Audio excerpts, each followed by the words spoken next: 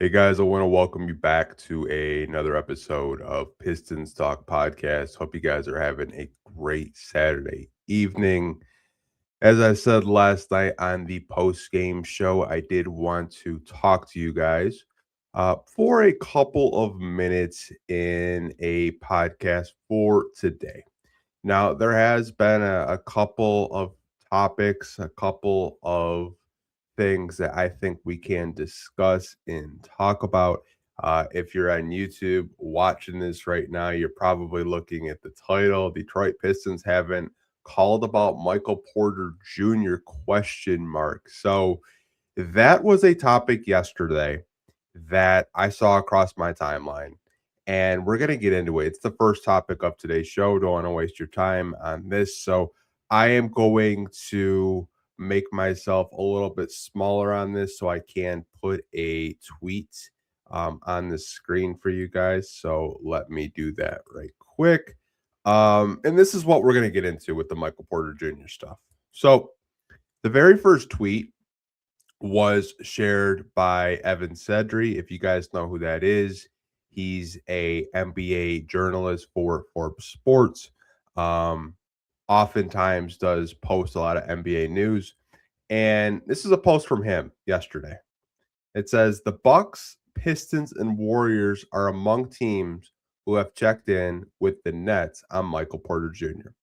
Now, before we kind of get into Brett Siegel, who kind of debuffed this trade rumor completely, I honestly think like when you read a trade rumor like this, it's plausible. Like it makes sense at the surface. Like we all know that the Brooklyn Nets are going through a rebuild right now. We all know that they're not trying to actively make the playoffs.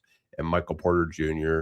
is getting first option touches, first option looks every night. And he's been doing a hell of a job. He's having a career year with the Brooklyn Nets as the guy, right? So it wouldn't like the rumor when I saw it, like I was like, that does make sense if Brooklyn does want to get, something in return for a guy that is still under contract, is playing really well. Like, it makes sense, right? Like that's why I was like, maybe this trade rumor might have some weight to it.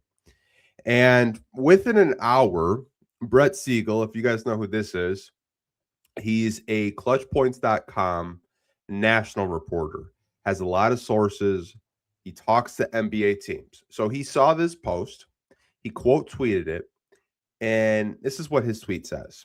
None of these three teams have held dialogue with the Nets about Michael Porter Jr., and that is coming directly from all three organizations for those wondering. So don't know who Evan Sedry talked to, don't know who his sources are in terms of the Bucks, Pistons, or Warriors. But Brett is saying these conversations have never happened. It's fake. It's a lie. Again, like with it being closer to NBA trade deadline in February 5th, I believe, is the day. It just gets to a point where like we have to check to see who is making these trade rumors, who is actively posting these trade ideas and stuff like that. Obviously, I think a lot of Pistons fans, and I don't want to say all of you because I don't want to lump all of you into the same mindset, the same kind of conversations that we do have on these post game shows, or whether we're going back and forth on social media. I think some of you like the idea of Michael Porter Jr. Others don't, and I completely understand both sides of the fence. People that like his scoring prowess, they like his ability to score at all three levels. I think it's appealing. But the other side of the fence with Pistons fans is they don't like the defensive game that does come with Michael Porter Jr. They don't like the contract that comes with Michael Porter Jr. They don't like probably the assets that you would have to give up to get him. And I think some people think, just because he's in Brooklyn, they'll take Tobias, a draft pick, a second, and Marcus Sasser. Like I saw that floated out there today. I was just like, there's no way Brooklyn is going to sell that low on a guy that's having a career year. They're probably going to ask for multiple first young players for a guy in MPJ. Why wouldn't they? But I did want to kind of touch on that to start the podcast. I know there has been people like back and forth, kind of like whether or not the Pistons should look to try to trade for a guy in MPJ. But did want to kind of just talk to you guys for a couple of minutes about that.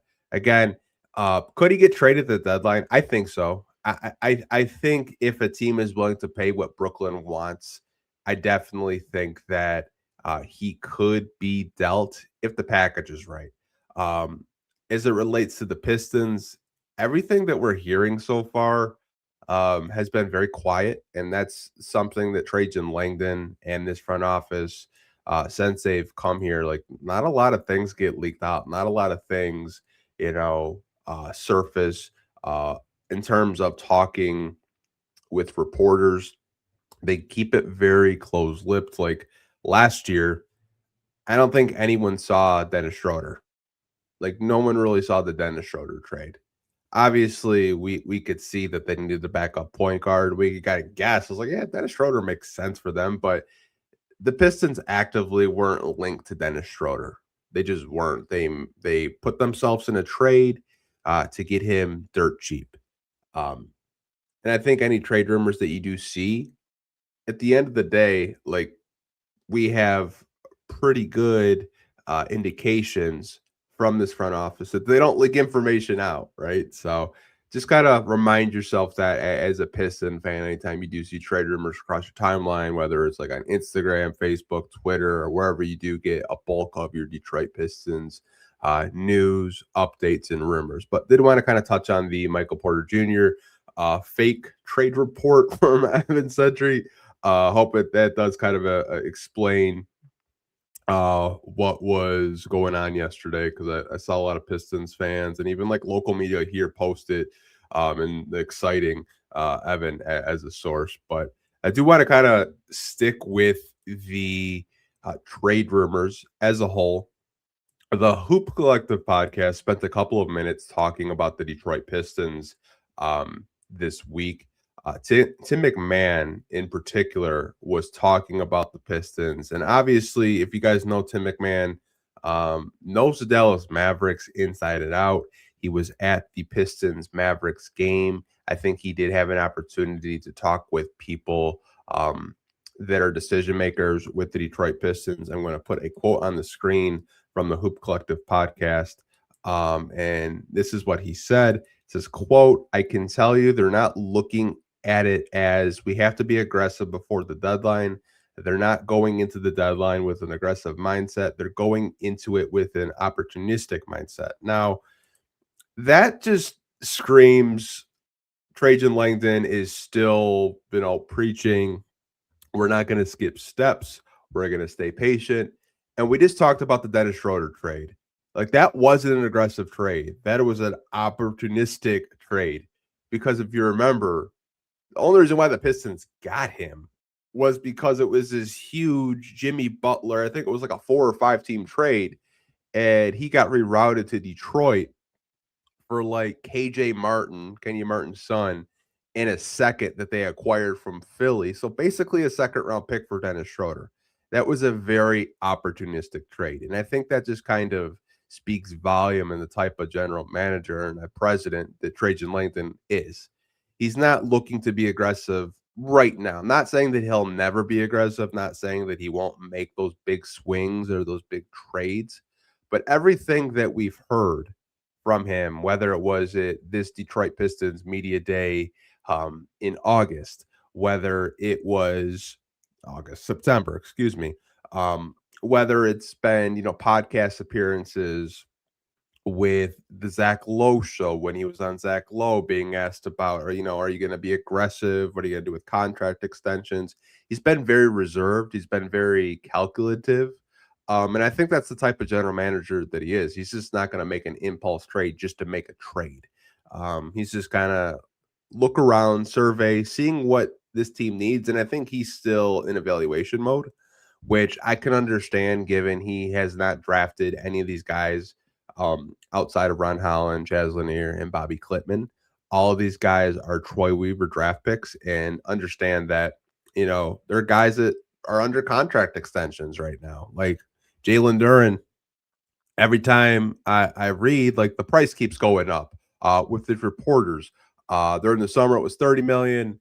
A couple of weeks ago, it was 38. Now, Jake Fisher had reported it's up to 40 million. So obviously, Jalen Duren's camp wants to get traded. He's under a contract extension that he will definitely be having conversations with the Pistons and Trajan this summer. And you also have Jaden Ivey. Now, obviously, Jaden Ivey, since coming back, and we'll get into him a little bit, he's looking for a new contract with the Detroit Pistons. His rookie deal is going to expire. So I think with the Pistons, they will make trades. I just think they're looking for deals that aren't going to break the bank, and they'll be cost effective moves. And that's been something that I think we can look at Trajan since he's come in. Like if you look at his very first trade when he took over, he traded away Quentin Grimes and got 3 seconds for taking on a Tim Hardaway Jr.'s contract. And, at the time, I think a lot of Pistons fans were upset that we gave up Quentin Grimes, but Tim Hardaway Jr. was a very good piece for this team last year, was a veteran leader, was a positive voice in the locker room, and had some moments last year for the Pistons, hit some really clutch shots in the playoffs last year against the New York Knicks in the first round. But I think those are the type of moves that Trajan and this front office are looking at. They're looking at moves where maybe they can, stockpile some more future draft capital, maybe take on a contract, use their trade exception that they got in the Dennis Schroeder trade. If you guys do remember, it was a sign and trade with the Kings. So you have around $14 million of trade exception that you can use at this deadline. I mean, those are the type of moves that I look at with him. I mean, you could look at his free agency, his first free agency with the Pistons. You sign Malik Beasley to a 1-year deal for $6 million. That was a very short-term, cost-effective move. You picked Paul Reed off of waivers because Philly couldn't afford to keep him. Paul Reed has been an excellent third edition center to this team. There's been moments where he doesn't play for weeks. There's been moments during the injury bug that we had early on in the season, especially the game. I think it was against the Bulls where he had a career night as a starting center. And you kind of just look at the type of players that he's looking to target. So I think it'll be interesting to see what the Pistons do decide on the trade deadline, what positions they're looking for. Obviously, I've had my opinions on what I think this team should address at the deadline, and that's more 3-point shooting, more of a scoring punch off the bench. Not to say that I don't think Karis LeVert couldn't be that. It's just way too inconsistent, I think, for me. There will be nights where, like last night, he was making shots against Utah, but he had a costly turnover in the fourth quarter trying to pass it to Cade. There's been nights where he goes 0 for 8 and doesn't score whatsoever. I think if I'm the Pistons and I'm Trajan Langdon, I'm definitely looking at players that can make 3-point shots at a consistent level.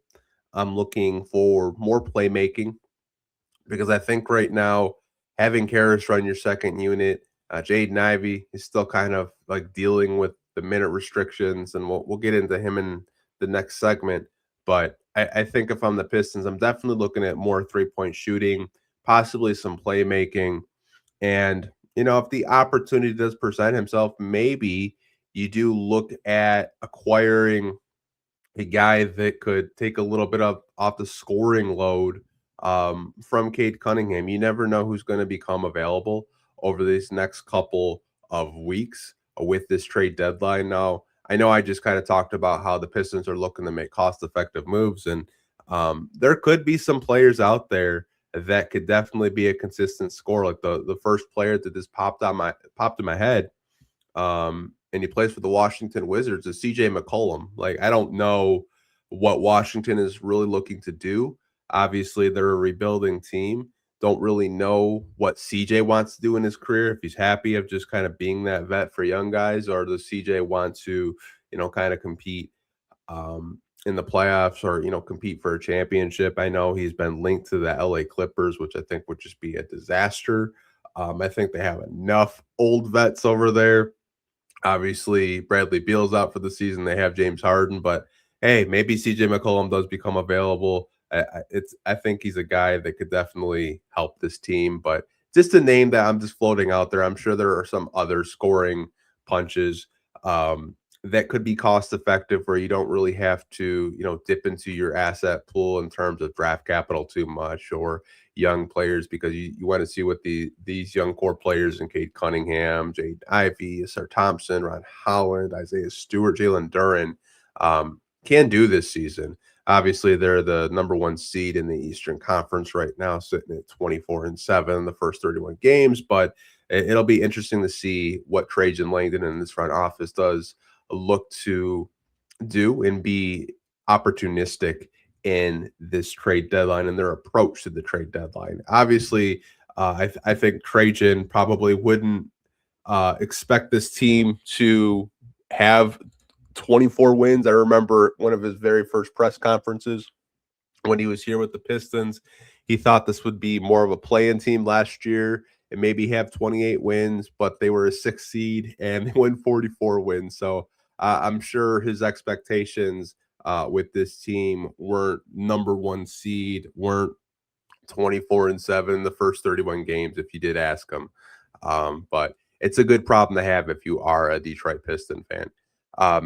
After we do take a short break, you guys, we're going to go and get into Jaden Ivey and his minute restriction. Kind of have a conversation about that. We will be right back after this quick break, you guys.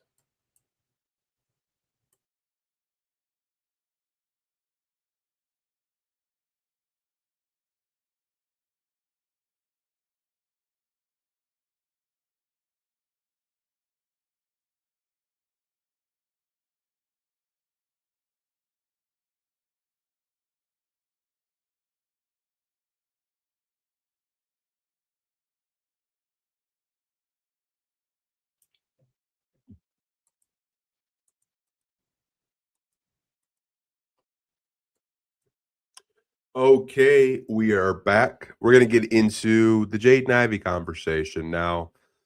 He's come back from injury. He's had a couple of games. I think he's had over 10 plus games since coming back uh, from injury. I don't have the exact number pulled up in front of me, but I know it's over 10 games. And I think the one conversation that a lot of Pistons fans are wondering is he going to play more than 14 minutes a game? Why wasn't he playing last night in crunch time when he was having a good offensive game?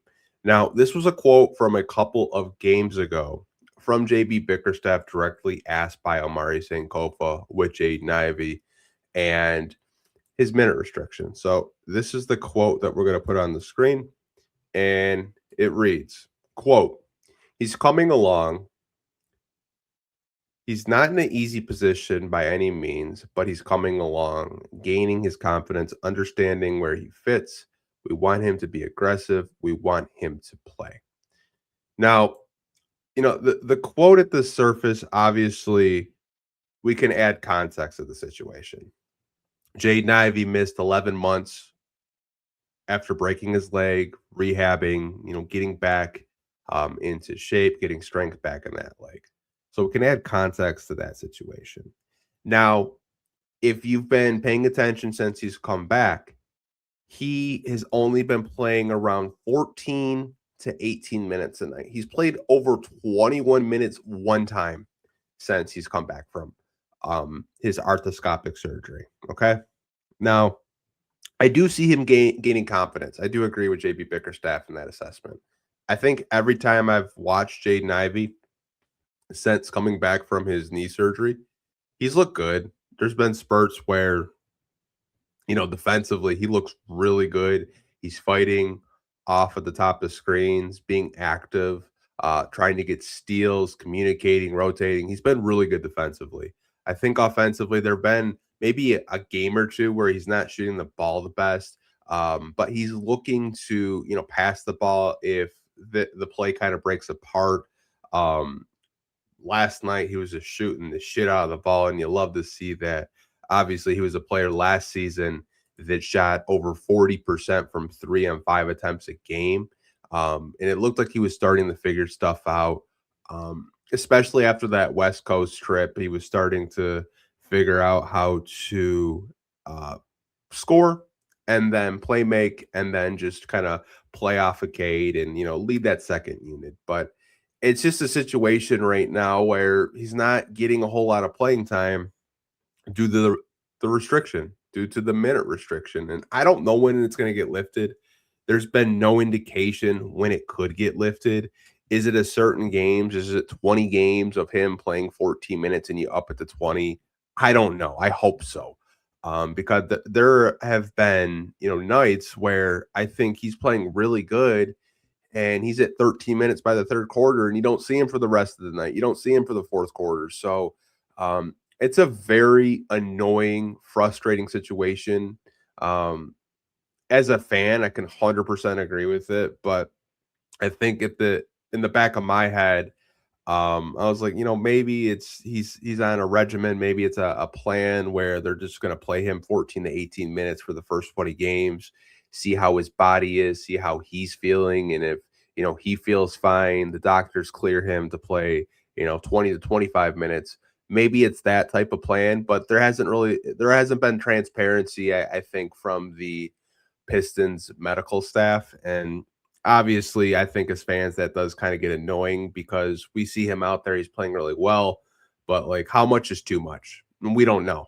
So I think they're just being very precautious with it. But it kind of gets into a whole nother conversation with the shooting guard rotation. It's like you have Duncan Robinson starting. Jaden Ivey's coming off your bench. He's usually one of the first guys off the bench as a sixth man currently as of late over the last week. Then you also have Karis LeVert in there. You've sprinkled in Dannis Jenkins, who we'll get into a little bit because there was some news with him in terms of his contract. You also have Marcus Sasser, who doesn't play, Chaz Lanier, who doesn't really play. So it's a really weird situation. It's a very stacked shooting guard room, I should say. But I mean, does it get to a point where is Jaden Ivey in the backcourt with Cade Cunningham once his minute restriction gets lifted? I'm not sure.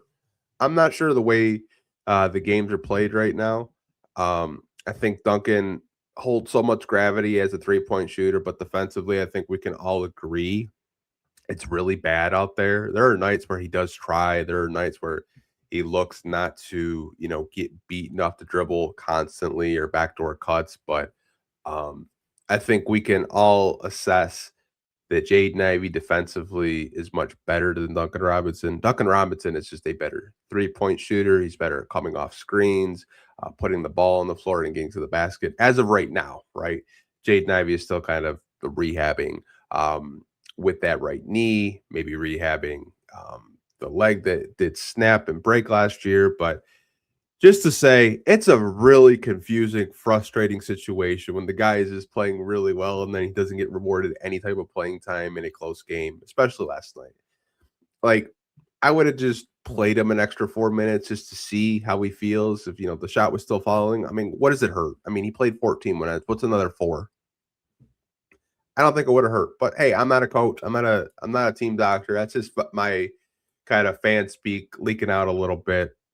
It's in terms of just being frustrated with his minutes and his situation right now. But I'm sure you guys have a lot of opinions on the matter with Jaden Ivey. So the next topic I did want to get into with you guys was Dannis Jenkins. Just going to take a sip of water and then we'll kind of get into some news that came out this morning about him.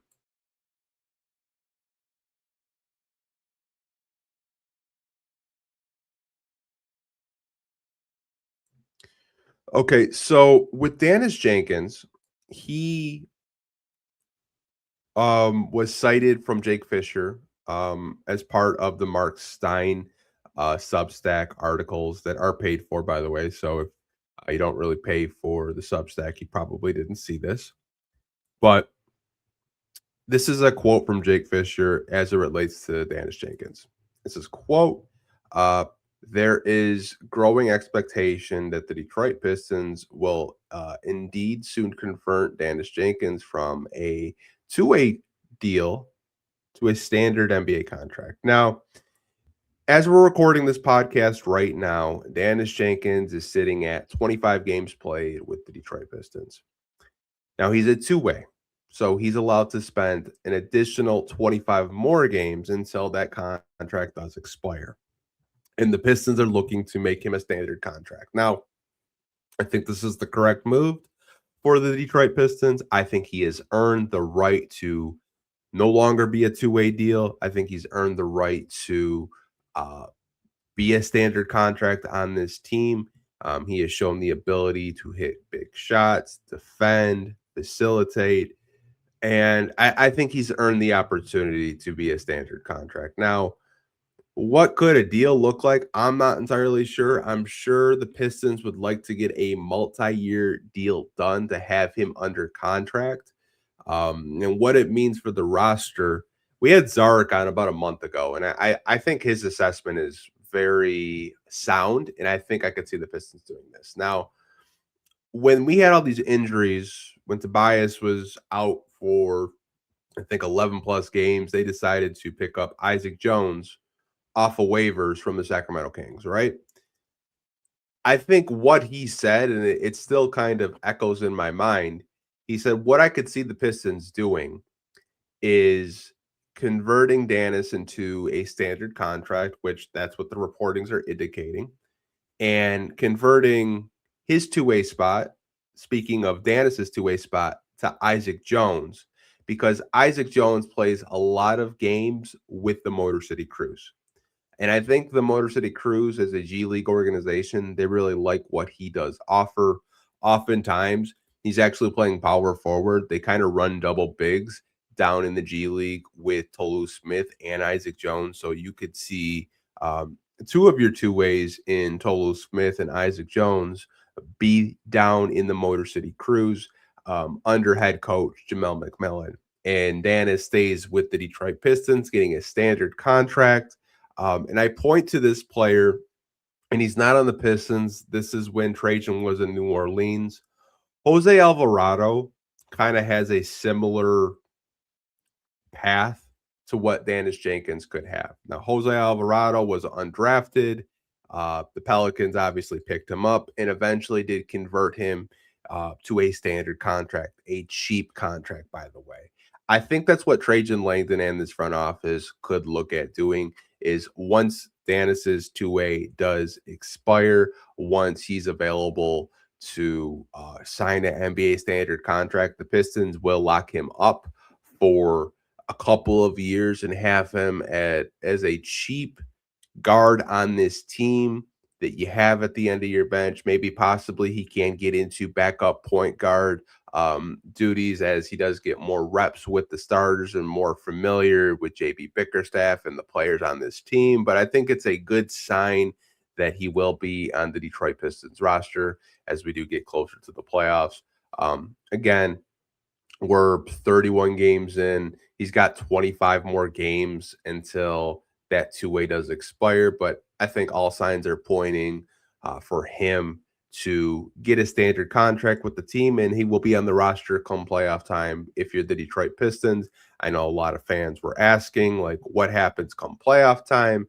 Well, that two-way is going to expire before the playoffs start, and it looks like the organization wants to reward Dannis for all of his hard work that he's had this year. The buzzer beaters, stepping up when there were injuries, putting in extra work, during off days, spending a whole season with the G League, being a leader. I think there's a lot that you like about the kid, and you have to reward someone that has worked that hard, scrapped, has never been just given anything. He's earned everything, and I'm happy for him that the Pistons are looking to make him a standard contract and making the active roster. And that's so huge for a guy that went undrafted, played in the G League. And I'm sure, his family and his camp are very excited with the opportunity of possibly getting a standard NBA contract, not a two-way anymore. So I want to end this podcast today, you guys, with Basketball Hall of Fame, something fun, So obviously there's not a whole lot to talk about in terms of the Detroit Pistons. I think a lot of the trade rumors are just smoke, and I don't want to waste your guys' time because I think it's just BS at this point. But last week there was a graphic from FanDuel Sports Network that I do want to put on the screen. So shout out to them for making this. But it was notable candidates for the 2026 Basketball Hall of Fame. Now, there are a couple of former Pistons on here. Obviously, Blake Griffin, he'll probably get in more for his college basketball stuff that he did at Oklahoma in his Clippers days. I don't think the 1 year with the Detroit Pistons is enough of a resume to get in the Basketball Hall of Fame, but he was a notable candidate. But there are some former Pistons, some bad boys. Bill Laimbeer. So this is his second time getting nominated.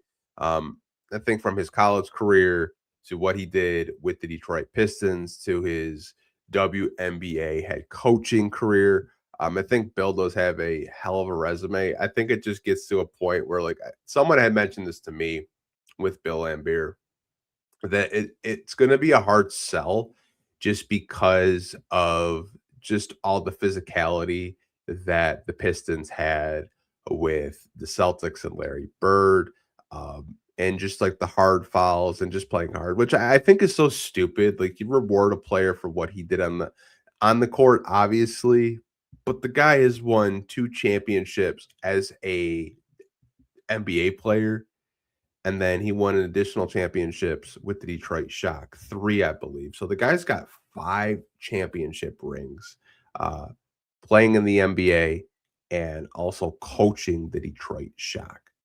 Right below him is Trader Jack McCloskey, who was the architect of the Bad Boys. I'm honestly surprised that he hasn't been inducted into the Hall of Fame. Really surprised by that, but thought that was pretty cool. Some other, notable names that you guys might be familiar with: Doc Rivers, head coach of the Milwaukee Bucks; Joe Johnson, ISO Joe, the one-time Piston, if you guys remember. That was a wild time as a Piston fan. But he'll probably get in for his days with the Hawks and other teams and the long NBA career that he had. The Joe Johnson Christian Wood debate was honestly hilarious. If you guys remember, way back a few years ago when the Pistons had one roster spot open and Pistons fans weren't sure if Joe Johnson was going to get that last roster spot or Christian Wood was.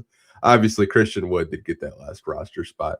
Some other notable names: Jamal Crawford, Kelvin Sampson, Bruce Pearl, Scott Skiles, Amari Stoudemire, Robert Ory, and Bernie Bickerstaff, who is actually a part of the Detroit Pistons organization now. He's a consultant. And that actually got announced, I believe, a month or 2 ago. He's actually a consultant to all the coaches and with JB right now, which I think is pretty cool that JB gets to spend time with his dad and talking with all these coaches, assistant coaches, shooting coaches, big man coaches, while they're here at home at LCA. But I do appreciate you guys watching me for the last 30 minutes. I did want to give you guys another podcast on the weekend.